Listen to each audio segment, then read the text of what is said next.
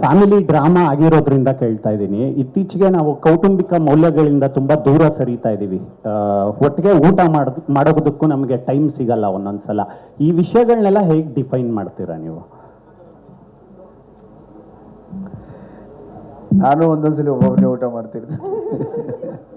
ಅಂದರೆ ಇವತ್ತು work pressure ಆಗಿದೆ ಎಲ್ಲರಿಗೂ. ಆ್ಯಂಡ್ ಇವತ್ತು ಒಂದು ಮನೆಯಲ್ಲಿ ಒಬ್ಬರು ದುಡಿದ್ರೆ ಆಗಲ್ಲ, ಏನೋ ಎಲ್ಲರೂ ಅವ್ರವ್ರ ಕೆಲಸದಲ್ಲಿ ಬ್ಯುಸಿ ಇದ್ದಾರೆ. ಈಗ ನಾವೆಲ್ಲ 80s 90s ಥರ 80s 90s ಕಿಡ್ಸ್. ಅವಾಗ ಒಂಥರ ಇತ್ತು, ಈಗ ಒಂಥರ ಇದೆ. ಅವಾಗ ವೈಫೈ ಇರಲಿಲ್ಲ, ಇದ್ದರೂ ಕೂಡ ಒಂದು ಸ್ವಲ್ಪ ಡೌನ್ಲೋಡ್ ಮಾಡೋಕ್ಕೆ 24 hours ಬೇಕಾಗಿತ್ತು. ಈಗ 500 GB ಎಷ್ಟು ಬೇಕಾದ್ರೂ ಒಟ್ಟೊಟ್ಟಿಗೆ. ಸೊ ಅದು ಪ್ರೋಸೆಸ್ ಅಷ್ಟೇ. ಸೊ ಆ ವ್ಯಾಲ್ಯೂಸ್ನ ಬಗ್ಗೆ, ಆ ವ್ಯಾಲ್ಯೂಸ್ ಏನು ಫ್ಯಾಮಿಲಿ ವ್ಯಾಲ್ಯೂಸ್ ಇರುತ್ತೆ, ಅದು ಇದೇ ಇರುತ್ತೆ. ಜೊತೇಲಿ ಊಟ ಮಾಡಲ್ಲ ಅಂದಿದ ತಕ್ಷಣ ಜೊತೇಲಿ ಇರಲ್ಲ ಅಂತ ಏನಲ್ಲ ಅಂತ ನನ್ನ ಭಾವನೆ. ಎಲ್ಲ ಹಬ್ಬಕ್ಕೆ ಗಿಬ್ಬಕ್ಕೆ ಎಲ್ಲಾದರೂ ಸಿಗ್ತಾ ಇರ್ತಾರಲ್ಲ ಫ್ಯಾಮಿಲಿಯಲ್ಲಿ.